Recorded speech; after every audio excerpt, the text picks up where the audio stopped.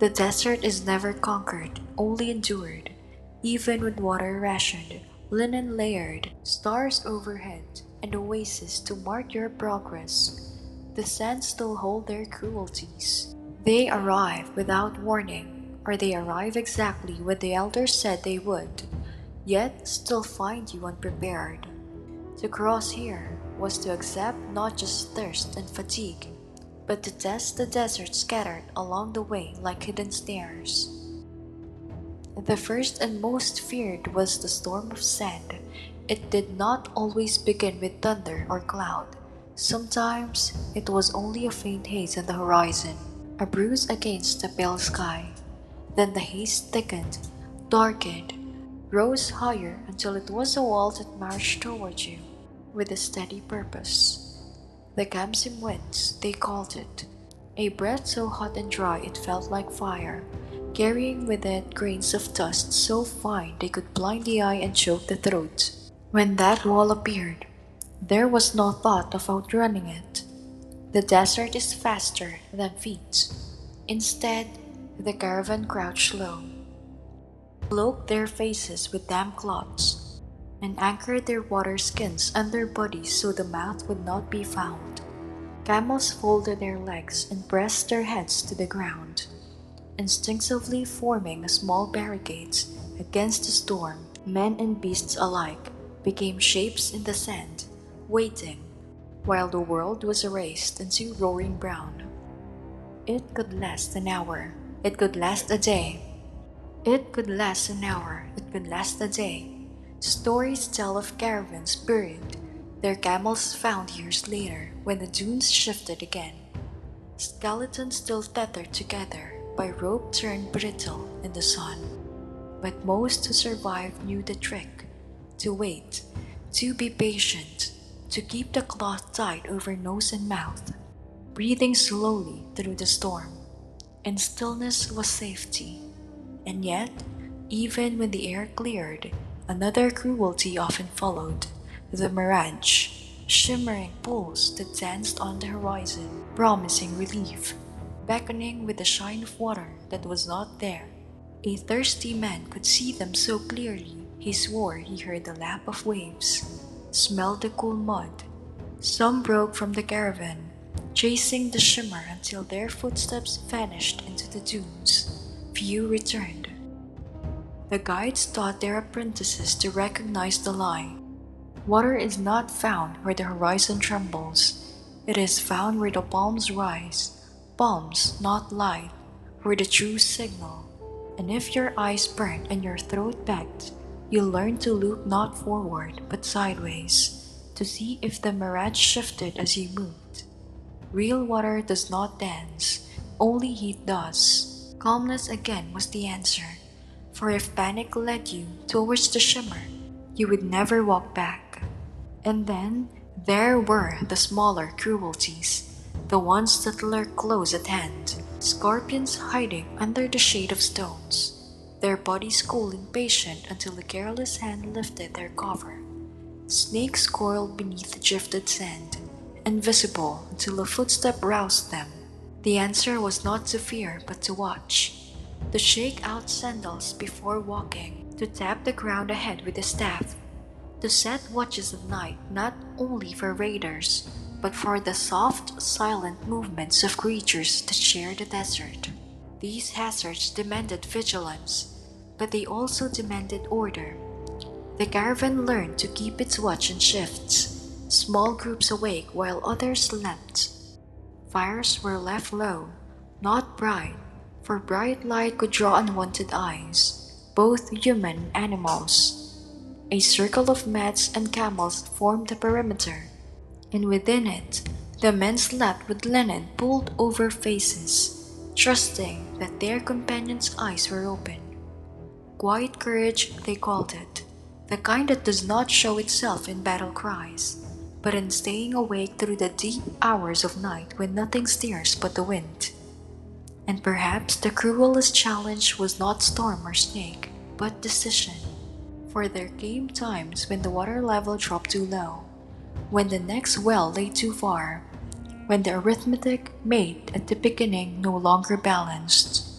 Then, then, the caravan faced its hardest truth, to turn back or to press on. Turning back meant shame, lost goods, wasted days. Pressing on meant risking the silence of the dunes. To choose wrongly was to vanish. And so, the desert tested not just the body, but the mind, the pride, the patience of its travelers. Every hazard was a lesson. Storms taught stillness, mirage taught skepticism, creatures taught awareness, decision taught humility. To survive, one had to weave them all together into a single fabric of endurance. And those who did not, those who hurried, those who panicked, those who drank too quickly or chased shimmering water, they were the 99. But for the 1 in 100 who endured, there was always a reward waiting. The first faint scent of damp earth, the rustle of palms in the night, the sound of water moving in darkness.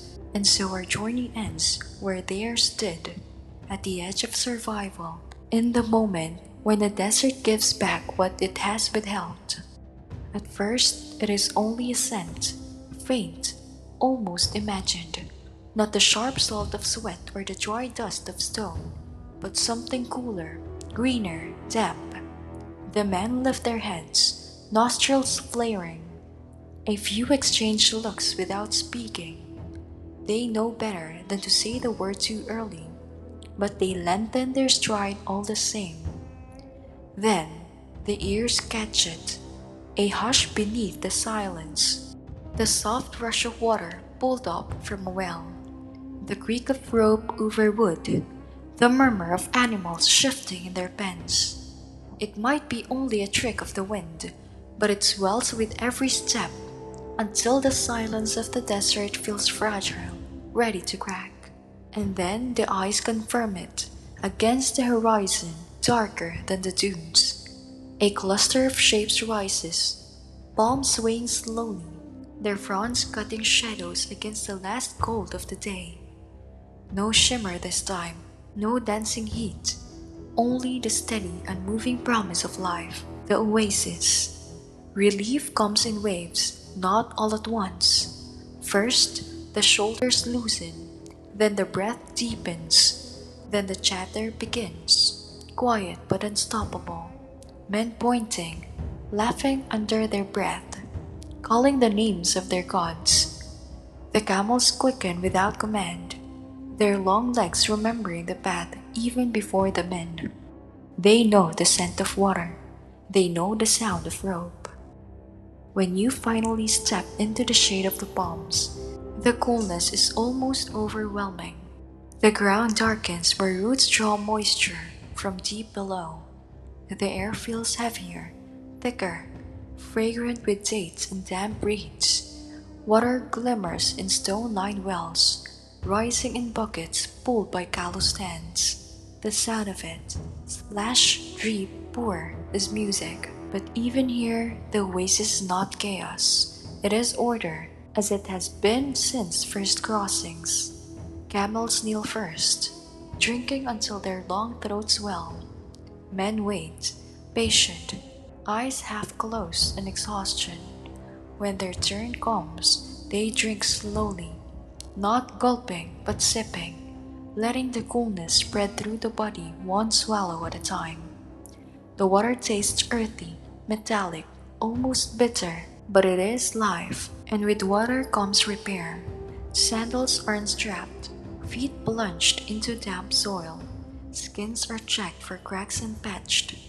Linen is washed, its folds rinsed of salt, then spread to dry in the breeze. Food is shared, dates, figs, a little bread softened in water.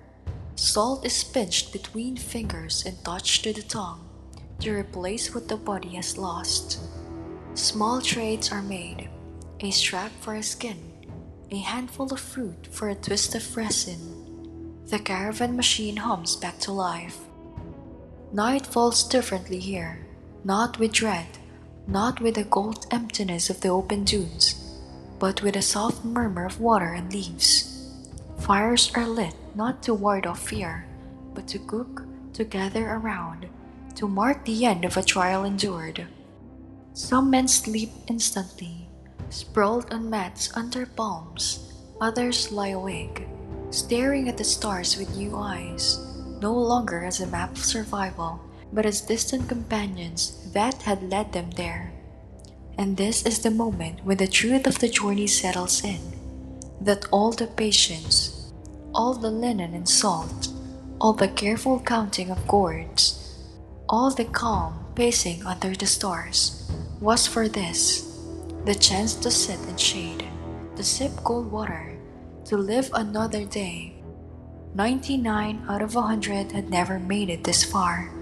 They drank too fast, or walked too quickly, or chased a mirage, or stayed too long at the wrong well. But the 1 in 100 did, not because they were stronger, or braver, or wealthier, but because they were patient, because they listened to the desert's rhythm and obeyed it.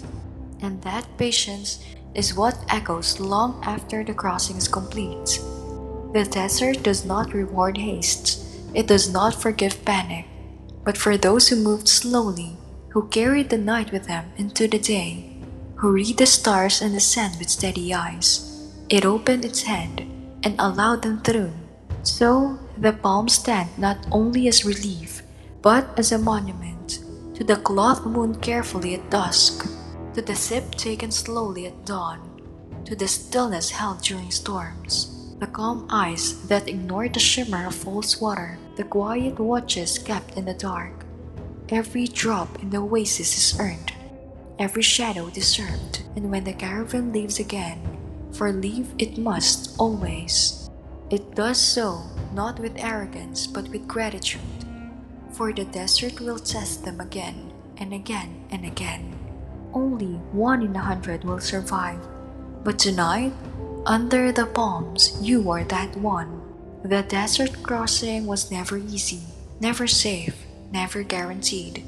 But the Egyptians in their caravans showed that patience, discipline, and calm could turn even the harshest emptiness into a path. Tonight, you've walked it too, sip by sip, step by step, under starlight and sun.